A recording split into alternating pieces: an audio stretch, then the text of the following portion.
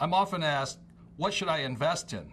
Before I answer that question, I'd like to go back again to the basics of financial literacy or financial intelligence.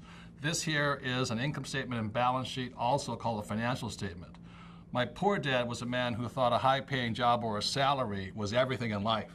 My rich dad, on the other hand, said the asset column was more important.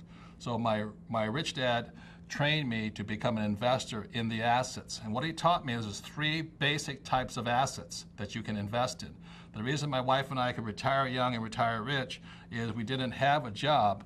Instead, we spent our lives developing assets over here. So these are the three assets that are available in the world of business today or investing. One is a business. Second is real estate.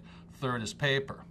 In my opinion, the reason there are so many people, the reason there's so few business owners is because of all the asset classes.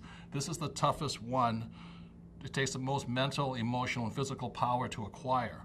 That's why guys like Bill Gates or Michael Dell, they built great big businesses. That's why they became so rich. Real estate is number two. In our real estate investment project, the 6 steps to becoming a successful real estate investor, there's more to real estate than just buying it. There's managing it, financing it. So all those 6 steps are important.